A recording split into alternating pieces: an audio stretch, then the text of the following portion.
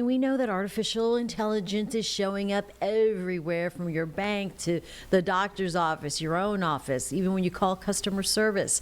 A new study finding that from the Better Business Bureau finds that most people are not happy about it.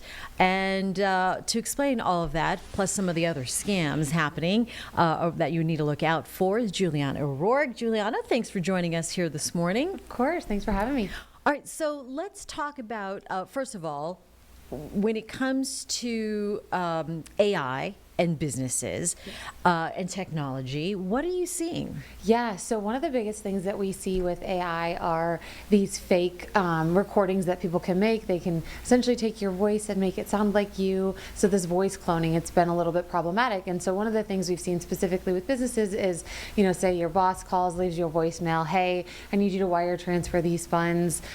It sounds like something they may ask you to do. It sounds very legitimate. And so the employee or receiving person then sends those funds like they're instructed, only to find out later that that actually wasn't their boss, it wasn't a request, but unfortunately once you wire money, then those funds are gone. And so that's basically where this becomes really problematic. It also becomes a problem with just individuals and consumers, not just businesses. We call these emergency scams, where maybe they impersonated your son or one of your grandchildren, and they're calling you saying they need money, they've been in an accident, here's where to send the money to. And those situations, because they become so high pressured and you're panicking a little bit, maybe some anxiety, you want to act immediately. And so then, same type of situation where you think you're helping a family member, you're sending this money, come to find out there's no situation, you've lost your funds.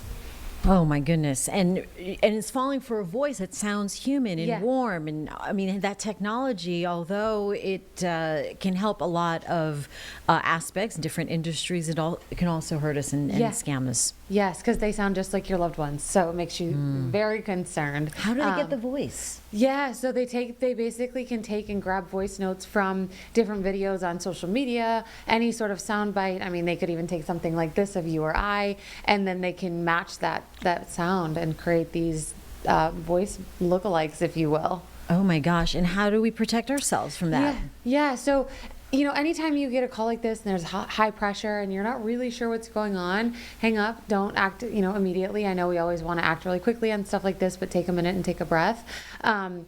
Use just kind of your gut to see, hey, what's going on here? If it's, say somebody that's calling you that says they're a loved one, maybe ask them a question that only that particular loved one would know, and they should be able to answer it. If they can't answer it, obviously, right there, it's a red flag. When it comes to business, make sure you train your staff. Make sure it's, word of mouth. Share this kind of information with your employees so that they're aware these types of things happen and it could potentially happen to them.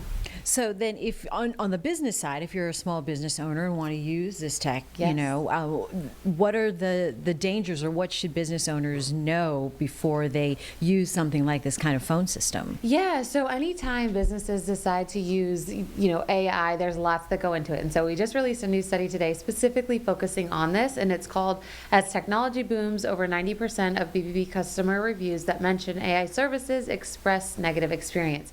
So basically, our international investigation initiative, they do reports every year. They take lots of data from complaints, reviews, scam tracker reports, and they analyze this data. And since 2023, over the last 3 years, basically, we've received over 100,000 complaints, reviews, and scam tracker reports, specifically mentioning AI and automation. So if you're a business and you want to use AI and automation, you really need to make sure you're setting it up correctly, because 90% of consumers are saying that they are really frustrated with their AI experience. It's not a good experience.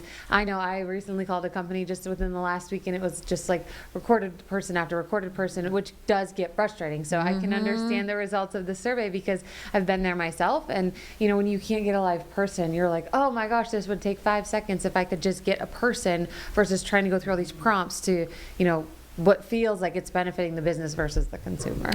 Yeah, I mean, you get caught up in that holding pattern, and the it is very frustrating. So for all of the advances that businesses are using and AI is using, it actually feels like it's adding more time and frustration. Exactly. So, when you are a business, we know these tools can be very successful if used correctly. So listen to your customers, see what their feedback is, be willing to try something and change it up if needed.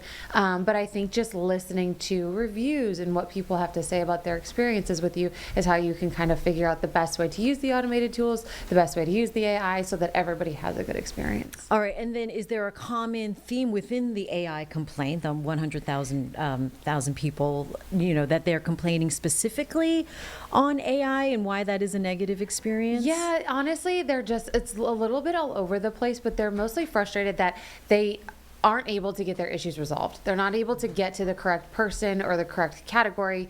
Sometimes when you get on, you try to call, you get so many options. You're like, well, I don't really know where this falls. And so you just keep pressing numbers until you hopefully find somebody. And then when you don't, you're really frustrated. And then you also feel almost ignored or left behind by that business when you aren't getting any of the support that you need. Yeah, for sure. I think we're going through it at home right now with just the refrigerator. The refrigerator maker. Carlene's going through it with the school loans. So yeah, you just get back and forth, and a human person can change all this. All right, speaking of humans, we all have taken the toll road once in a while, but now there's a scam that we want to watch out for. Juliana, what is that about? Yes, so we've been experiencing these for quite a while now, but they come back up. It's like, hey, it's summertime, people are going on vacation and traveling, and so the scams and these text messages ramp back up. And basically what happens is you get a text message that says you owe money for whatever toll road. It's all the different states you think about. It's not just limited to one anymore. And it'll say you owe X amount of dollars, but it's very vague. There's a link for you to click on, of course, and make the payment. But if you're not sure if you've been on a toll road or if you actually owe money, they're not texting you. They're going to send you a bill in the mail, if you will. That's right. And if you have questions, reach out to that particular state or that particular, state highway patrol or whomever it's through to see, hey, do I actually have a bill? Don't reach out to any of the information provided in the text message because, as we talk about all the time, unsolicited text messages often are no good. That's right. And then they gotcha. Yeah.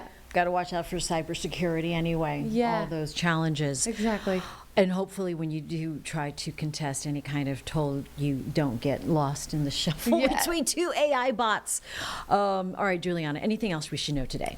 I think that's basically it. Yeah, that's enough. That's a handful enough. this morning, Yeah, right? I know it. All right. Well, good luck out there planning your summer vacations, road trips, toll roads, running up a new business, and using some of the automated programs that are out there that can be very helpful. You just got to do it correctly. All right, Juliana, thank you so much.